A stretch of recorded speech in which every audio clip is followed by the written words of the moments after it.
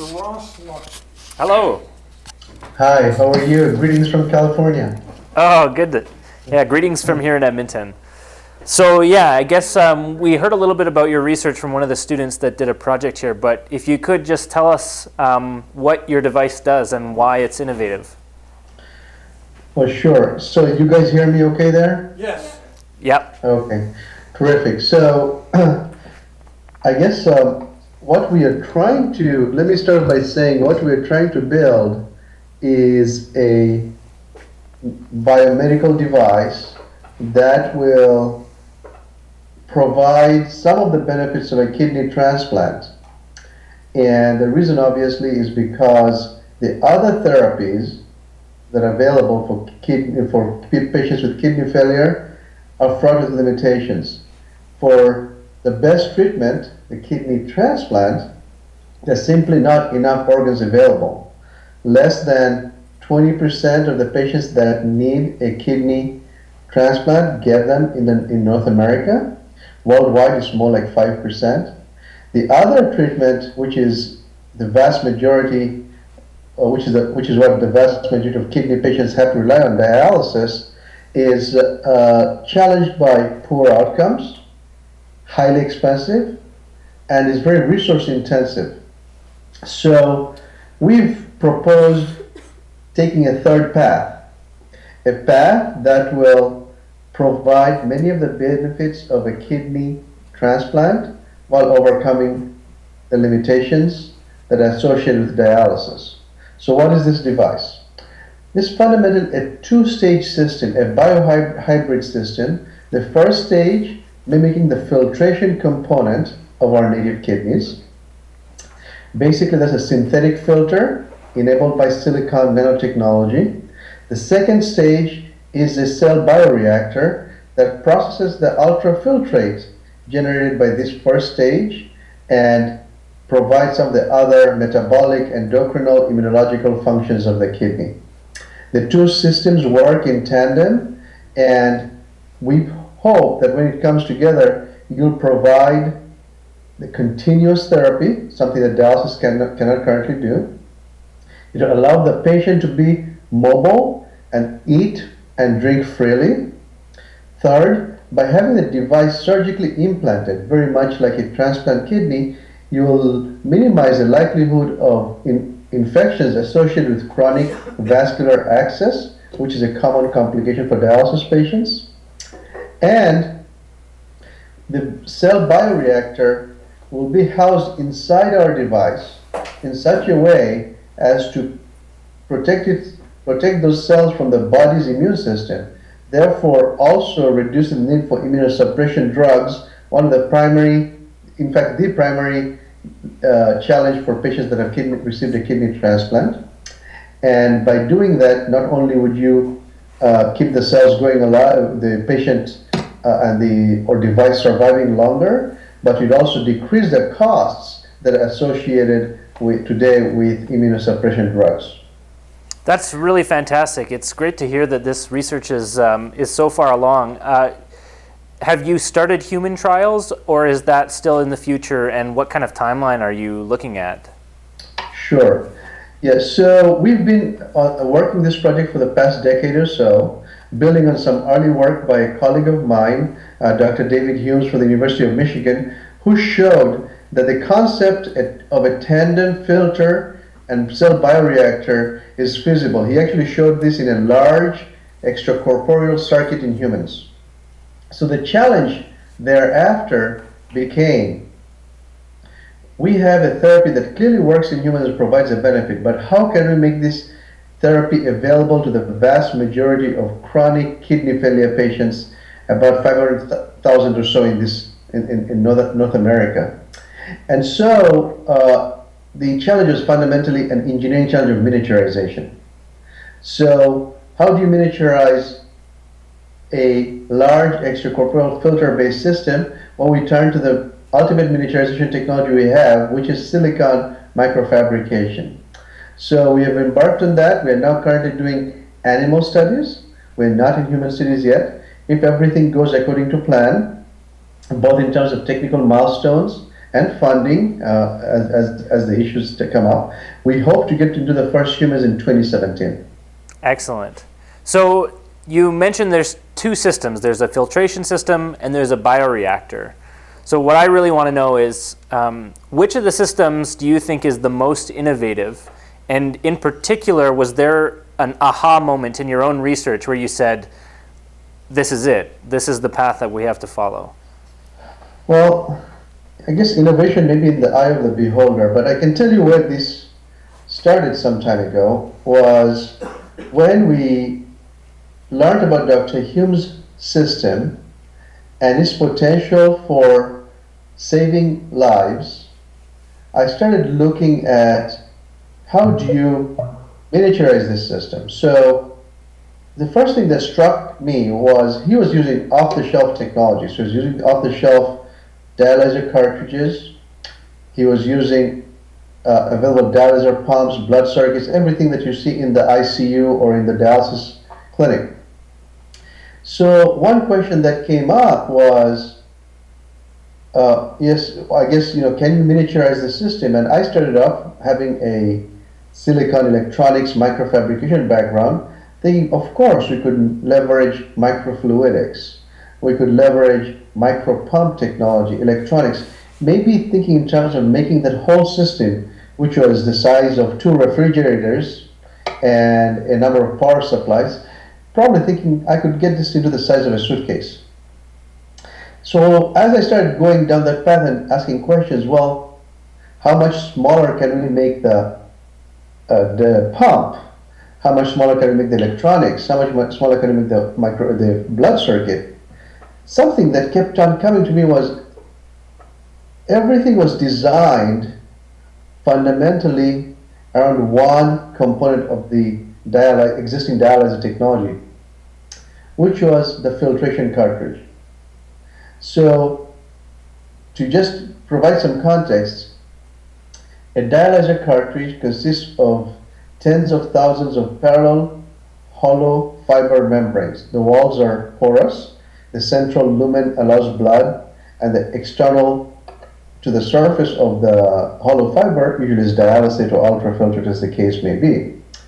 So some things that struck out at me was this dialyzer cartridge effectively defined the rest of the architecture. It required a lot of energy to drive blood through the dialyzer cartridge. It just had inherently high fluid resistance.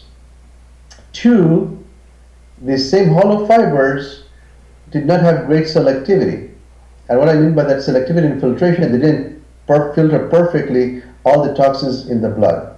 They did a good job of moving very small toxins like urea, but they didn't do a great job of larger toxins, such as a surrogate is a beta-2 microglobulin, cytokines, and the like. And when I looked at that, when I looked to find a reason for that, I realized there's an engineering limitation of the polymer fiber membranes. It is the fiber have pores for filtration, but those pores are not of uniform pore size. They actually vary. They almost have a pseudo-Gaussian pore size distribution. And that Gaussian, that distribution means that it doesn't have perfect selectivity. When you look at a polymer membrane filter, it says the mean pore size is, say, I'll give you an example, 5 nanometers. But in practice, that's the average, but you've got more than 30% of the pores being larger than 7 nanometers. You have quite a few pores that are below 3 nanometers. So, as you might imagine, what happens is they just don't have great filtration selectivity. The third issue with polymer membranes was these membrane materials. Anyway, so basically that translates into not having a great selectivity. There's a third feature of polymer membranes that's also a challenge, which is these polymer membranes react with blood, react with body fluids in a way that actually causes adverse reaction. We call it the inflammatory response, okay? Or in some cases just causes a quicker fouling of the membrane. So just to recap, the 3 issues I saw with polymer cartridges. One was it has a high fluidic resistance, which means you needed basically energy-hungry pumps to drive blood. Two, the pore sizes are not uniform, which means you didn't get great selectivity. And third, they're fundamentally not biologically friendly. So I don't know if it was an aha moment, but somewhere I think it came to the realization is I'm spending all this energy trying to think of miniaturizing the system, but separately for the pumps, for the fluidics. But how about I just try to think of a different filter? Maybe the way to do this is forget the polymer cartridge, which has been the mainstay for dialysis for about 45 years. Maybe the way to think about this is how about we make a different filter? Would that allow us to overcome some of the issues? So maybe that was the time I thought maybe we can move away from engineering and just do incremental miniaturization to thinking about let's fundamentally look at a different filtration component and let's work backwards. And if we do that, what does that mean? Well, it turns out we can manufacture silicon with very precise features. Two, basically we can do it in this manufacturable way. And three, by bringing in the advances with biomaterials, modify the surface of the silicon to be a lot more biologically friendly than is possible with polymers. So that's the convergence of the approach we brought, I think, to the table. Great. So, and just to that last point, I'm curious to know, silicon on the nanoscale is mostly deemed safe for biological use. But there is some issue with at least very small silicon structures being metabolized by the body.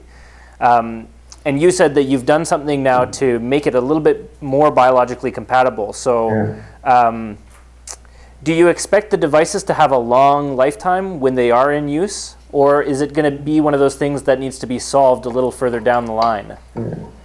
Great question. So our experience has been that we address the device as a complete unit, not just by silicon by itself.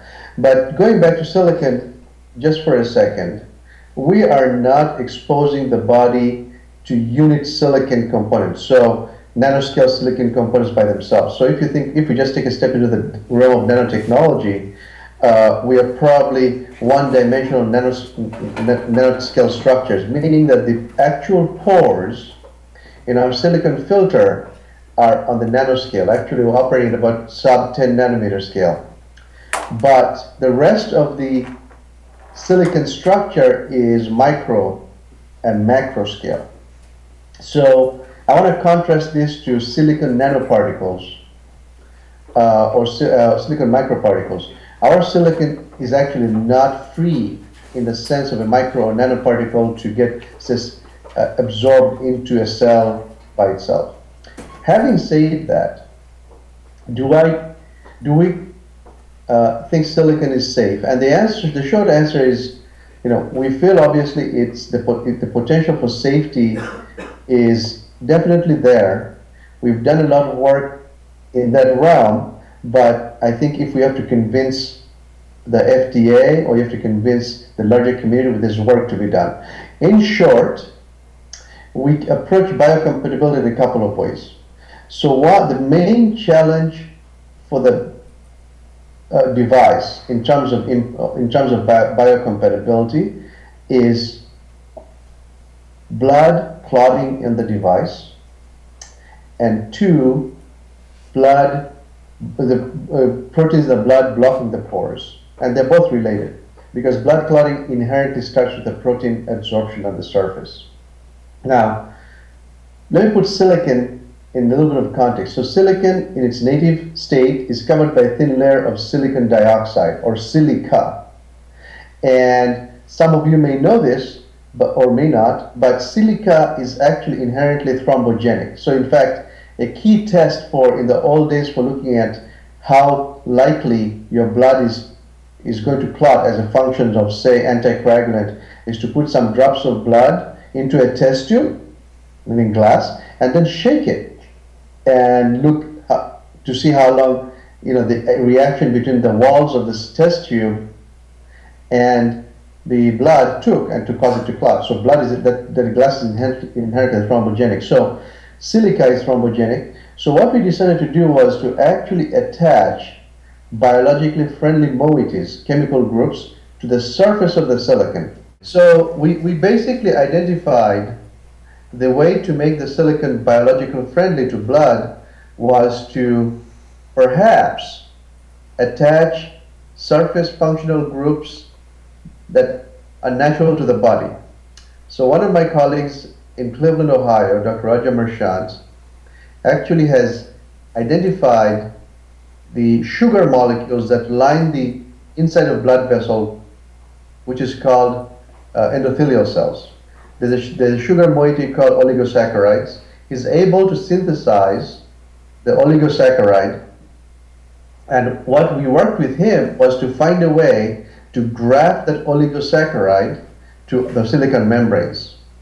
Now, just to color the situation, there's a lot that there are very many biologically friendly coatings available, and only that oligosaccharide is not the only one that's possible. And when I went out there and surveyed the landscape for what about bio-friendly materials, I got a lot of offers. The challenge was many of these biomaterials would be friendly with blood, but in the process of coating the membranes, they'll block the pores. Remember, we are talking about 5 to 10 nanometer pores. So if I'm going to put a coating that's microns thick, that's not going to work for us. So I think the key to this was to find a way that was a biologically friendly material, develop a protocol so we can attach it to the surface covalently, so get a robust attachment, but do it in such a way that's only 1 or 2 molecule layers thick, so that it doesn't block the pore. And that's where a lot of the work that my colleagues undertook really paid off. So they're able to attach this oligosaccharide, and we've extended this to other biological friendly materials such as polyethylene glycol and a few Zuiter ionic polymers, where just by controlling the chemistry protocols, basically chemical reaction times and the conditions, we can just achieve 1 or 2 layers thick of coatings that allow the pores to be open, but from the perspective of blood, it thinks of it as just the endothelial cells in a blood vessel. So that's our approach to overcoming the thrombogenic issue. It turns out by using the same coatings, because they retard protein reabsorption, they also prevent fouling of the membrane over a long time. So our feeling is that by pushing this strategy, we should have a device that will last a long time, years, hopefully. Yeah. Okay. Any questions up to now on the filtration side? Because the next thing I want to ask is about the bioreactor. So if you have questions about the filtration side of things, I've got one last question about the filtration side, and it's Sure. What method are you using to produce the pores? Are you producing porous silicon using a standard wet chemical etch, or are you doing something different? Okay, well, you're a silicon guy, obviously know your silicon. Terrific, congratulations. So, having come from silicon, I did look at a number of different ways, and we actually do not use porous silicon, although it's a technique I looked at early on, and I probably want to look back again later.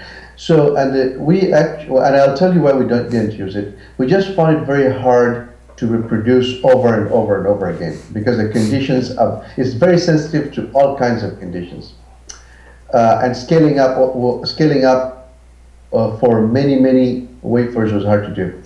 So what we are doing is something called the sacrificial oxide technique, and the strategy there is to make sub 10 nanometer pores. You can't really pattern by lithography, whether it's X-ray lithography, which is impractical in terms of expense, E-beam, which is impractical in terms of expense and time, or regular optical lithography, which is a limit of about 100 nanometers using state-of-the-art tools. So, but what we can do is we can grow silicon dioxide down to a couple of nanometers by thermal processes. So that's another feature of silicon. It's a very uniformly grown, silicon dioxide will grow uniformly on top of silicon just by controlling the thermal conditions you can modulate the thickness of the silicon dioxide. So we have taken the approach of growing very thin films of silicon dioxide, 3, 4, 5, 6, 7, 10 nanometers. And we can do this over and over again just by changing the dials on our furnace, and we can tune the thickness, and that silicon dioxide becomes the template for the subsequent pour. So by doing thermal oxidation, we can apply this to many batches of wafers instead of doing it in a serial manner. We can do this in a parallel fabrication manner. Great. Probably only interesting for me personally. So the next thing I want to ask is something that I'm not so familiar with, and it's the bioreactor side. Sure. Yeah. So the second step in the process. So if you could just kind of give us an overview of how that side works. Sure. So what we're trying to fundamentally do is mimic the kidney. So let me just take a little bit of a step back to the kidney. Our kidneys, hopefully you and mine and everybody in the room who's healthy, each kidney processes about 90 liters of blood, and rather generates about 90 liters of ultrafiltrate a day. So it processes blood, and that we generate 90 liters of ultrafiltrate a day. But even in our happiest party days, we'll not pass out 90 liters of urine, right? What happens is the rest of the kidney, the tubular parts of the kidney, reabsorb most of that, such that together in both kidneys, we probably produce about 1 liter of urine. So what happens? So the glomerulus, the filtration unit, produces about 90 liters per day, along with urea, along with sugars, along with salts. They just are filtered through basically almost purely size selective, and there's a little bit of a charge, but fundamentally a size selective filtration process. In the process, you're generating, if all that went out, would dehydrate. So you're telling us about how the concentration step renders about a liter of urine at the end of the day. Right. So obviously what happens is the tubule reabsorbs most of that. Some of my colleagues here call the tubule the Santa Claus membrane, and I'll tell you why. Because it actively picks up what the body needs and discards what the body doesn't need. And interestingly, it's an active process because and I think there's an interesting reason why it does it that way, because the body doesn't necessarily know what is bad when it filters stuff out. It just filters out everything that's small, below a certain molecular weight, anything below the size of albumin. But the cells in the tubule selectively pick out, hey, the body needs sugars, the body needs salts, the body needs some of the proteins to pull that back, but it doesn't need urea. So what we decided to do was, because of that process, we said, let's try to mimic that same filtration and reabsorption feature in our device. And if we do that, we can make this device operate independent of dialysate. There's no need for any additional fluid. So what happens, the first stage comes up with the filtration. The second stage, the bioreactor, basically is lined with kidney epithelial cells. And these cells process the ultrafiltrate, reabsorbing much of the water and many of the salts and sugars back into the bloodstream. And we took the approach of doing the second stage with cells, because we did not at the time, actually I think still that's true, there's not simply enough engineering to precisely pick out everything that the body needs in a long-term reliable way. So I like to think that we are growing what we can't engineer with a cell bioreactor. Okay. So one of the questions that a student here had was about the longevity of the cells in the bioreactor and what techniques you use to basically ensure their health and possibly even regenerate them if they die. And that's a great question. So cells and cell that especially not in the native environment, are not in a happy state. So it is very likely that they will not survive forever. And that's one of the common, I guess, questions I've received. So the way we've tried to approach that question is as follows.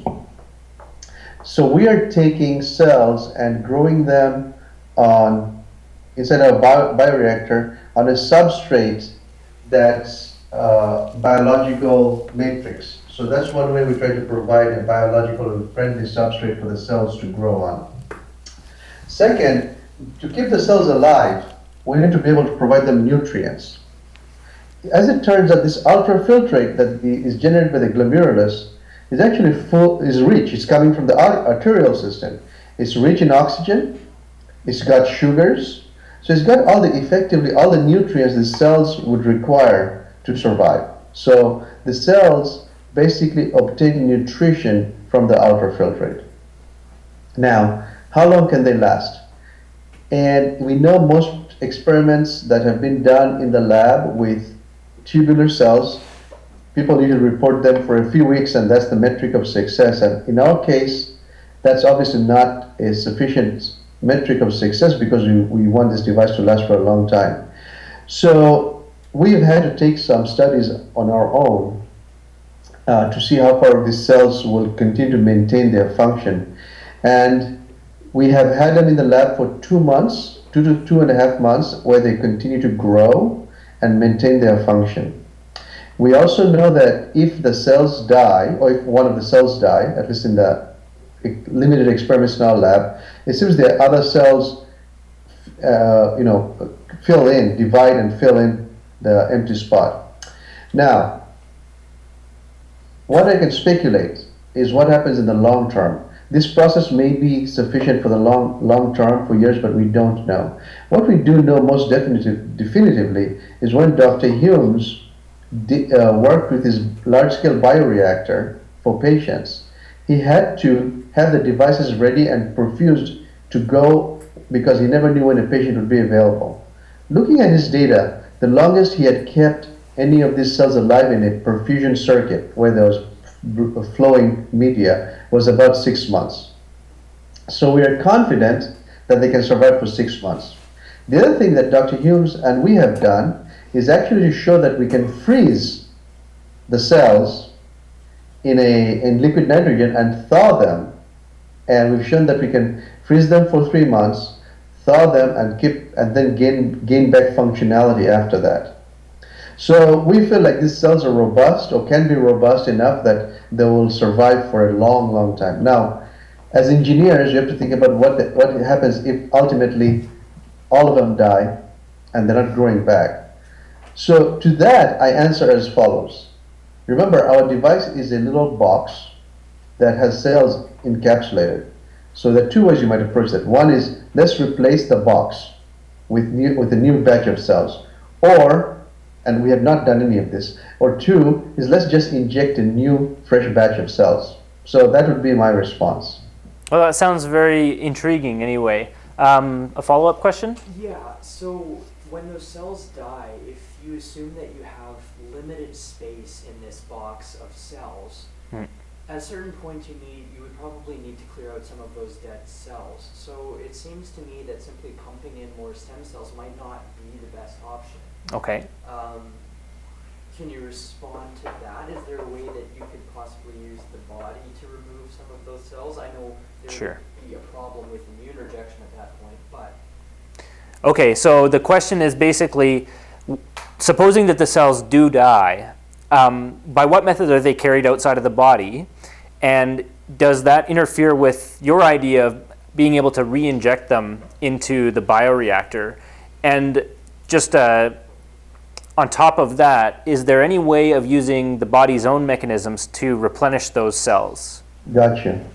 Okay, good questions. So when the cells die, they will just be directed to wherever the rest of the ultrafiltrate that's not being reabsorbed is directed, which is the bladder.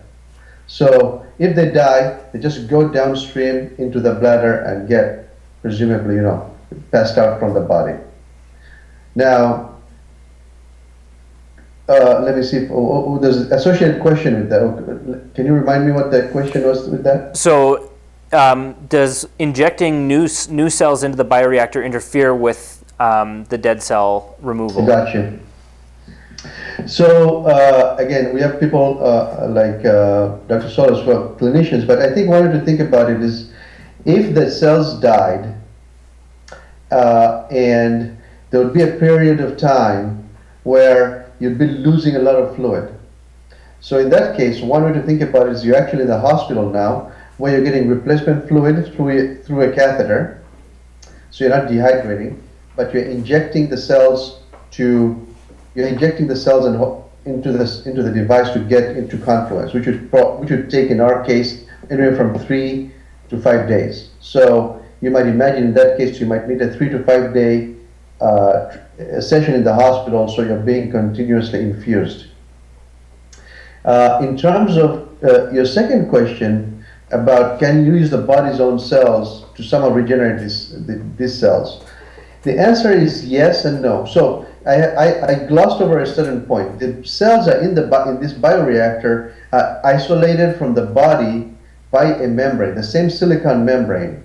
And the membranes have the pores are large enough to let nutrients and sugars and water go through, but they're too small for the body's immune system components such as antibodies and cytokines to get through. So the body's cells can't internally go into the bioreactor and regenerate. But what we might do, and this is early stage research that my colleagues are undertaking, is how about we take a patient that has kidney disease, now has not had kidney failure yet, but has had kidney disease. Kidney disease, you go through a series of stages, 1, 2, 3, 4, 5. Maybe you're going down and you've had a biopsy, and you have all the indications that you might go into kidney failure. How about you take that biopsy and isolate the proximal or the other tubular cells that are healthy and culture those cells outside and store them in the liquid nitrogen, so that when and if you do end up in kidney failure, you might use your own body's cells and to be used in the bioreactor. So that's one way we've actually probably speculated on how one might use their own cells for their own bioreactor. That's excellent. Another just follow-up question, I think on the same topic. Go ahead. Go up there? Yeah, you could. Why don't you go Here. up and talk to him? At one point before we leave, I'll show you who you're actually speaking to. I realize that it's, you're just talking to me, but there's a whole room full of people here. All right. So your next question. Hi. So, to what extent? Give him the mic. Oh, do you want this microphone for the moment? Just hold it. Yeah. So to what extent do the cells in the bioreactor structurally resemble the cells in a natural kidney? And does this affect their metabolic and endocrine functions at all? Yeah, great question again. You are actually hitting on something where the renal epithelial tissue culture is actually limited. We just don't know enough about best ways to do this, say as we know for myocardial cells, or for that matter, cartilaginous cells or orthopedic cells. So we look at the phenotype of the epithelial cells through a series of structural as well as immunohistochemical markers. So the epithelial cells in the kidney have a tight junction with brush borders. They're also ciliated. The cilia, we hypothesize, or people have hypothesized, basically mechanotransduction units that modulate the reabsorption. And they also express a lot of transporters that are responsible for sodium and water transport. So our assays are basically look to see if we're achieving the same types of features. So structurally, we want to see cells that grow to confluence. They exhibit brush borders. We stain for something called ZO1, and to basically see that we have the tight junction. We also stain for the cilia, and we're able to see the cilia. We also have done confocal, a cross-sectional confocal microscopy. I'm forgetting the term, but in the Z direction, and we can actually see they're very much cuboidal as and they line up next to each other. Now, over time, this is really important. Over time, so they will be like this in this stage, but often, unless you have the conditions just right, over time they will lose that structural configuration. So a key challenge for the research is how do you modulate the conditions so that you can maintain that cell microarchitecture effectively over a period of weeks, if not months. Okay, that really actually answers my question. Another question I have is a hypothetical question. Is it possible to take some endothelial or epithelial cells from the patient, culture them, but immortalize them without compromising the function of the epithelial cells?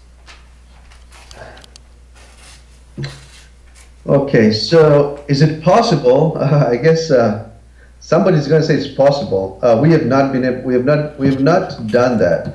So there is a lot of research going into immortalizing. So there are human kidney cell lines, right?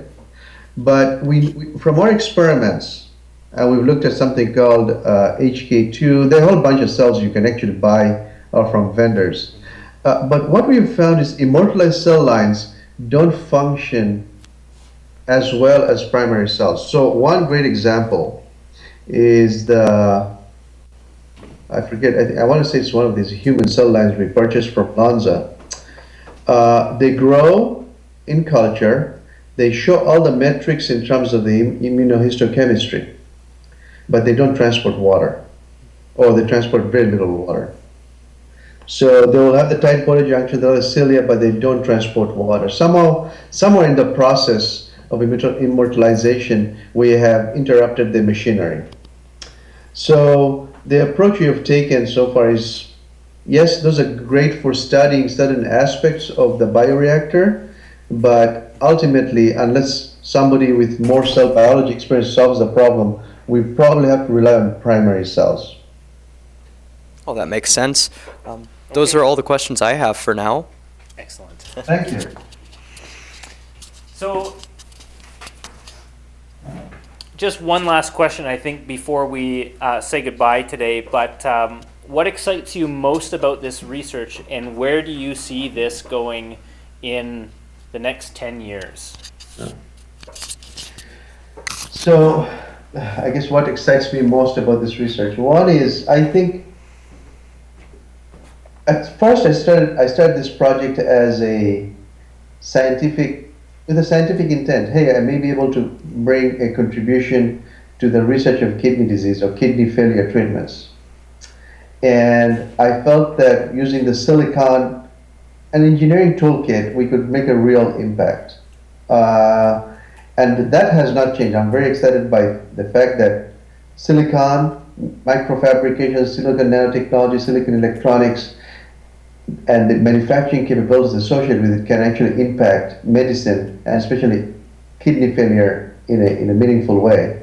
But I think what excites me more now is, over the past few years, I've heard from patients. And I urge many of you who have interest in biomedical applications to listen to some of the patients that are afflicted by the diseases that you may hear about. So the patients are what inspires us. One of the things in the United States, and probably in Canada, kidney disease research is significantly underfunded, such that there are not many researchers actually tackling the problem. So to give you an example, NIH, the primary funding agency for health research in this country, spends about $28 per kidney disease patient a year. So $28 per kidney disease patient per year. In contrast, cancer is something like $300 per patient per year. Now, if you look at the mortality of kidney failure, is comparable to some of the, actually across all cancers, it's actually worse to be a kidney failure patient than in cancers, because across all cancers, and for kidney failure, it's about 25%, give or take a few percent. Now, the disparity in funding research is very high.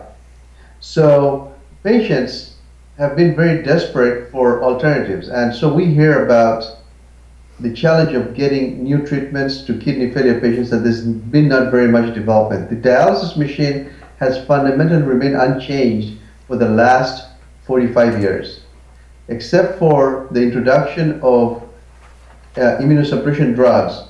Kidney transplant patients have not had any dramatic treatments.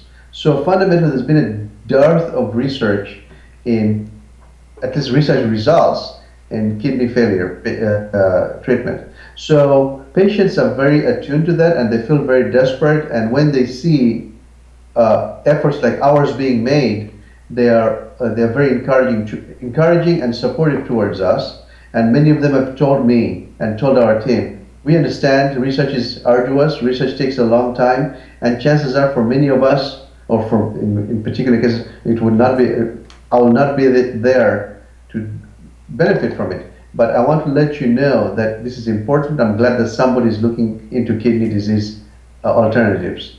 So to me, that's actually very inspiring.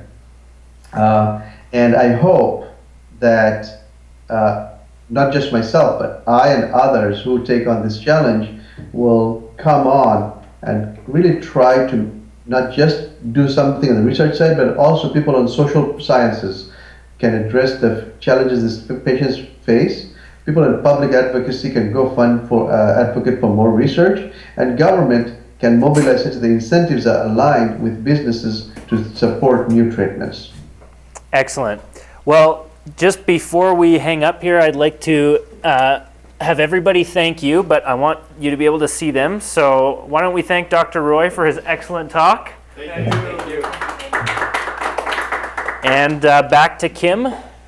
Let me just say to everybody there, first of all, thank you, and thank you for giving me the opportunity. But more so, if you are ever in the Bay Area, please come check out our lab. And I hope you'll read a little more about kidney disease as well. I'll come down there. Great. Thank you very much.